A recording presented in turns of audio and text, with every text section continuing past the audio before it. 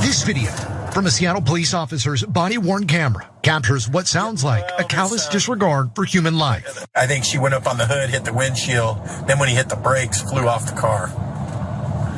But she is dead.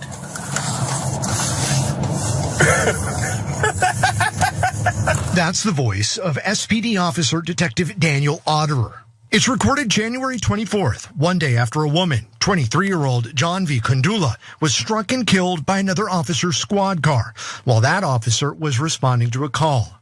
That's right, a Seattle police officer is now under investigation after he was caught on body cam laughing and joking after another officer fatally struck a pedestrian the day before. Now, we'll listen to more of that body cam footage in just a moment, but first, it's important to get into the context of what happened to this young student who was here in the United States from India. She was here trying to get her graduate degree in Seattle specifically.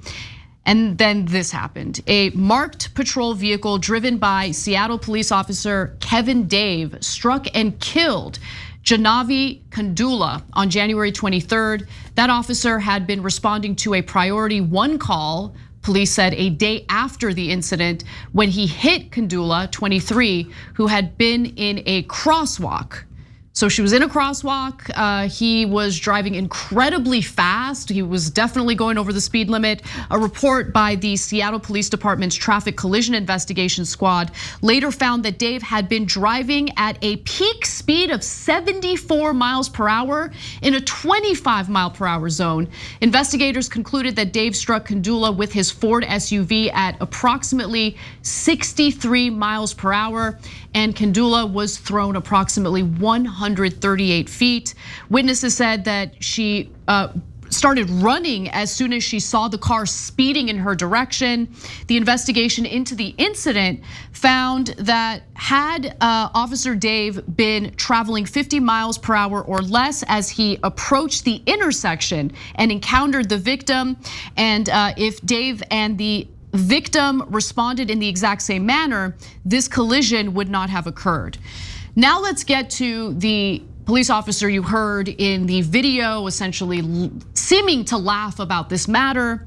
So his name's Daniel Auderer, and he's the cop that we'll hear talking on the body cam footage a day after the incident took place. He is also the vice president of the Seattle Police Officer Association Guild, so the union representing the police department. He is a drug recognition evaluator on the force's DUI squad. And so he was there on the scene after the woman was struck and killed to evaluate whether the officer had been under the influence when the incident occurred. So on the other end of the line was reportedly the union president. His name is Michael Solon.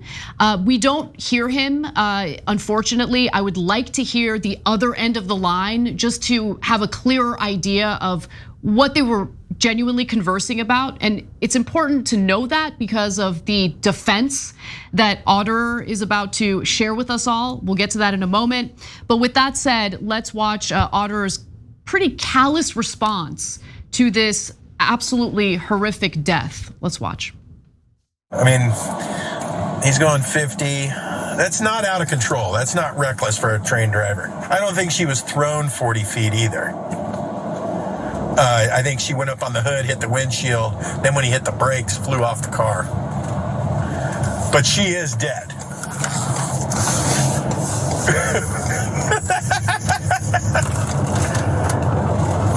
No, it's a regular person. Yeah.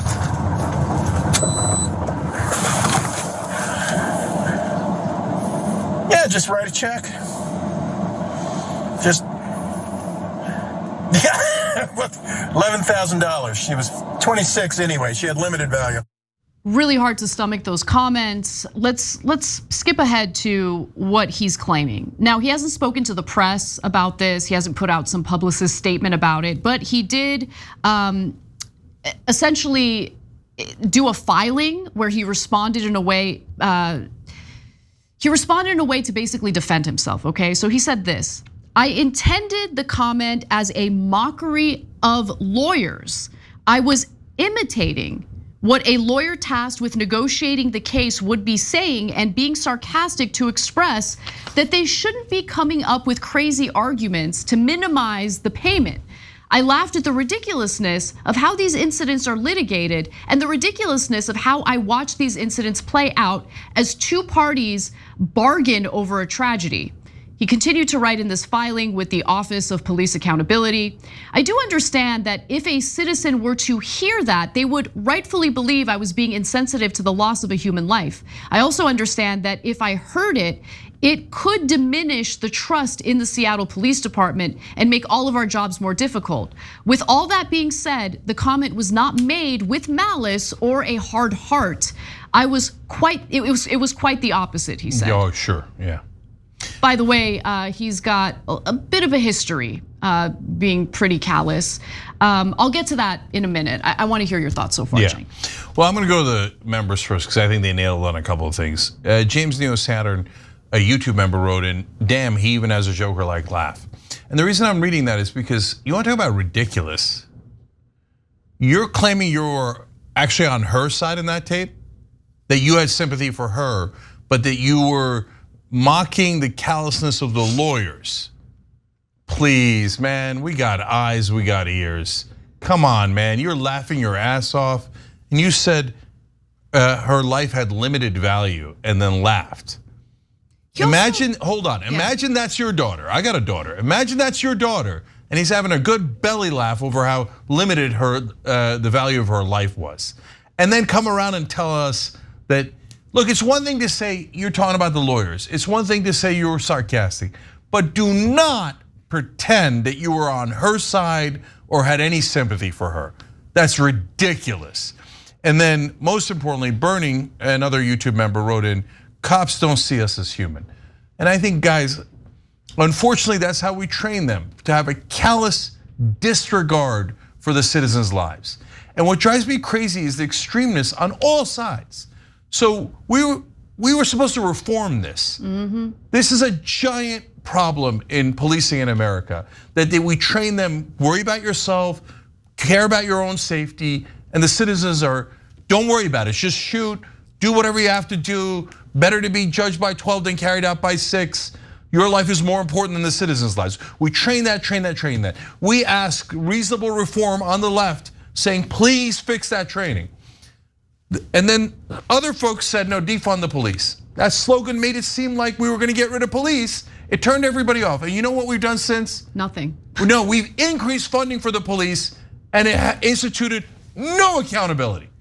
You've got to find a reasonable way to get accountability. That's what the giant majority of the country wants. They don't want no cops. They don't want runaway cops who are killing our daughters and having a good laugh over it. They want accountability and they want them to care about our lives. It's not too much to ask for, and we can't get it in any part of the political spectrum. Yeah, it's super frustrating because everything that's transpired following the protests in 2020 has been a bit of a disaster, right? So you've got the slogan. Yes, you have some cities that very briefly cut funding to police departments and then immediately decided, no, we're gonna not only refund the police, but we're gonna add additional funding. But at that point, a lot of cops quit, right? Because of the protests. A lot of them retired early. So then you're dealing with some parts of the country, like Oakland, for instance, which has a very severe police shortage. And then you see stories like this where, some of the ones that remain seem to have this absolute disregard for human life. And that leads to additional distrust toward policing. And that's just a terrible system to live under. Especially at a time when, if you're living in some parts of the country, you might be experiencing, an uptick in certain crime. You might want to, I don't know, call someone for help. And if you don't trust the police, who are you gonna call? It's a huge problem all around. But I want to go back to his record, right? First off, let me just say, I think it's really important to hear the other side of the call. Super important. Because if he is claiming what he's claiming here, that he was actually just being sarcastic and critical of the lawyers and how these negotiations take place, okay, prove it. Let's hear the other side of the call. With that said though, let's go to his past, because back in 2010, a profanity-filled dash cam video showed 4 Seattle officers detaining a man after pulling him over during a traffic stop. One of the 4 officers on the scene was Auderer. Now, here's what James Egan, who is the Seattle defense attorney, had to say. One of the officers says to this Hispanic detainee, "If it weren't for my badge, I'd skull F you and drag you down the street." And Officer Auderer, in listening to this, has the same kind of goofy laugh that you hear in the most recent body cam recording. And it's not clear if he's faced any discipline yet, or if he's even been like suspended. Usually they'll be suspended with pay. There's no word or statement about that. However, in a statement Monday, the Seattle Police Department said it learned of the conversation not from Auderer, but from an employee who listened to it in the routine course of business. That employee was concerned about the nature of statements and took their concerns through their chain of command to the chief's office. After reviewing the video, the chief's office referred it to the Office of Police Accountability for investigation. Now, obviously the person who reported Auderer has not been named, but whoever that person is, I commend them for doing something that a lot of police officials, a lot of police officers don't do, fail to do, are too afraid to do, which is report an officer engaging in bad behavior. So we'll see where this goes, but it certainly doesn't look good. Let's put it that way. Fix the goddamn training. And so what did the left say when I said that? Or the left on Twitter, the tiny amount that they are. They said, it's not enough. It's not enough. We have to defund the police entirely. Well, how'd that work out for you? But we could have gotten this, but we didn't get it. Nobody even tried to fix the training. And then the right wingers were like, we don't need to fix no stinking training. Thin blue line, support the cops, support the Blue Lives Matter. Until they kicked your ass on January 6th, and all of a sudden now you hate the cops. Oh, and they're not trained well enough to deal with us. Well, first of all, yes, that's true, because they just let you into the building half the time, okay?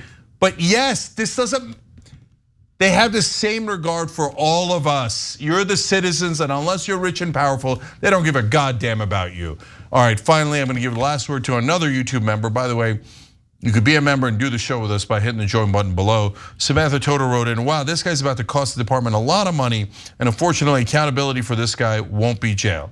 Samantha, you're 100% right. Cops are never gonna go to jail for this kind of abuse, etc.